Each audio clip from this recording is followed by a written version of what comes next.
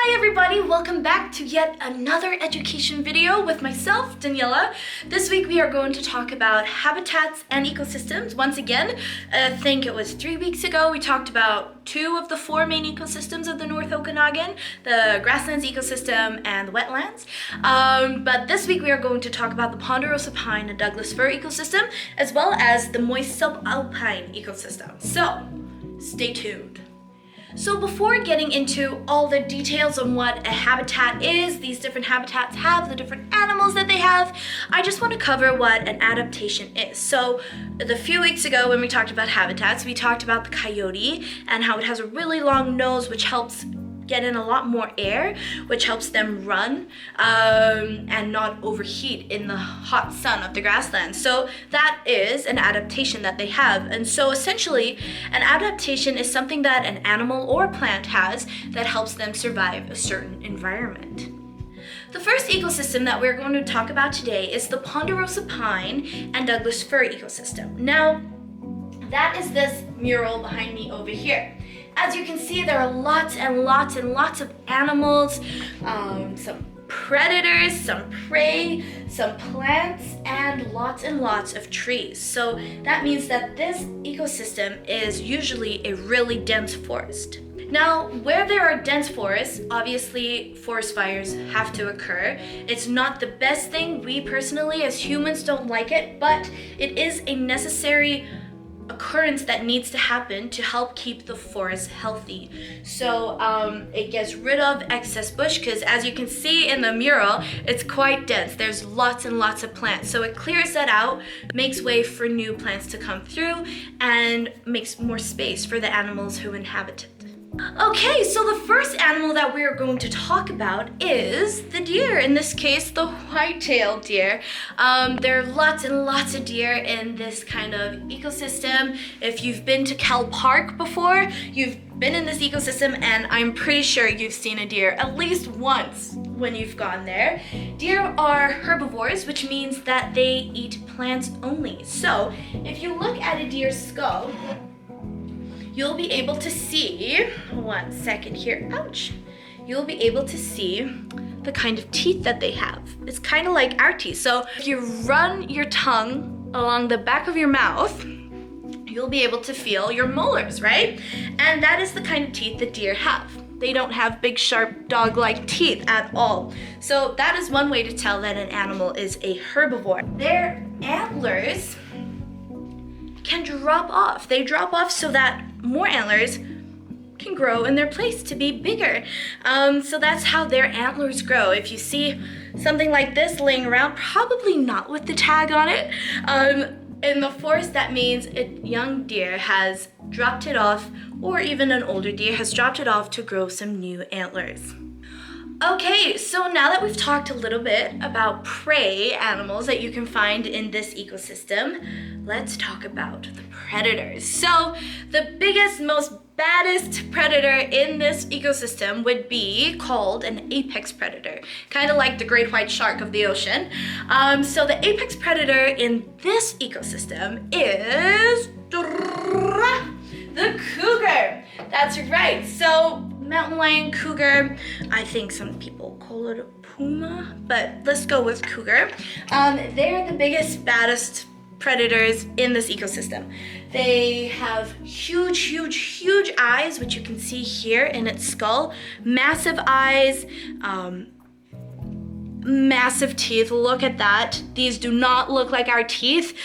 They look super sharp, super strong, and they also have this ridge on the back of their necks. So this is where all of their tendons and muscles connect to make their bite super strong. So they could bite through bone probably, kind of like how a hyena is a super strong bite.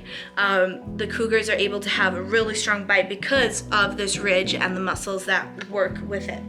Now, another fact about the cougar is that their tails are massive. Have you ever seen a cat before? Yes, I'm sure you've seen a cat before, and their tails are quite Quite cute, quite long, quite slender. They're great for balance. Cougars, they're not that cute. They are predators. So they have to have really, really good balance. They have to have strong attributes, strong adaptations. So their tails are massively thick. Really, really thick, which helps them balance because they have to hide up in trees, as well as their feet are also massive. They have strong, strong paws to get up trees, to get their prey up the trees. So that is their adaptations that they have to become this apex predator that they are. Okay, so the last main ecosystem of the North Okanagan is the moist subalpine ecosystem. So you can find this kind of an ecosystem on the tops of mountains, kind of like Silver Star. So if you've been up Silver Star before, you would definitely have been in a moist subalpine ecosystem. All of the animals and plants that live in this habitat and ecosystem all have to have adaptations to survive the really, really cold winters that they experience, because what happens in the wintertime at Silver Star? There's white stuff falling out of the sky.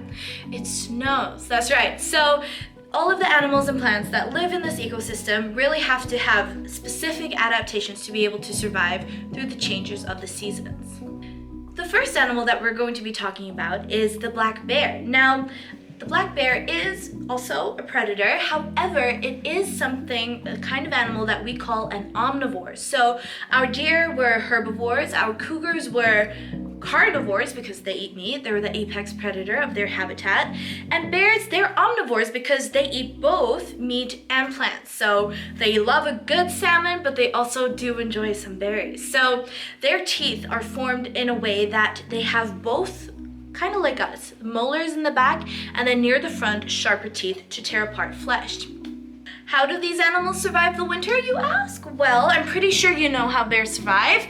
They hibernate, that's right. So they hibernate through the majority of the winter. They come out in the spring and they eat a lot, because during the wintertime, they don't eat, they don't even go to the toilet, and they just sleep. They go into a deep sleep, and then when they wake up, they're ready to rumble. So in the fall, that's where you'll see them eating all the salmon and the salmon runs, and stocking up on all the berries so that they're a little bit chubby, stocky for the wintertime, so that they can survive those months without eating.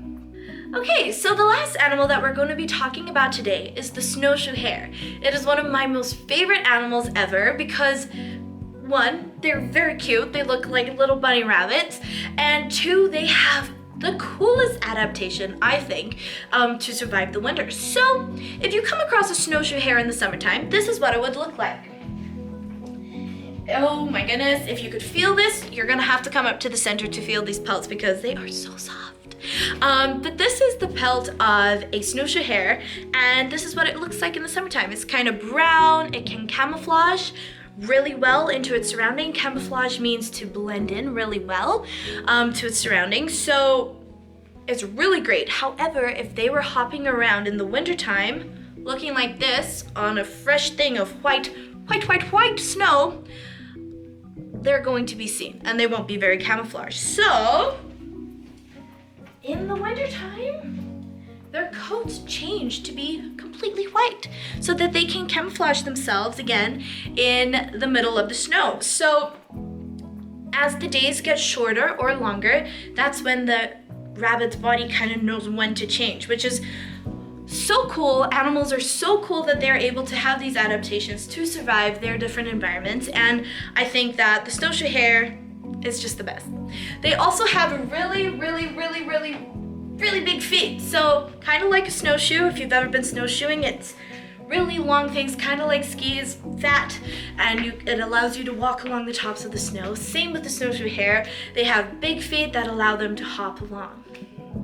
So that's it for this week, guys. Thank you so much for listening. It was so much fun talking to you guys about all of the different animals and ecosystems and the adaptations that the animals have to survive their different habitats.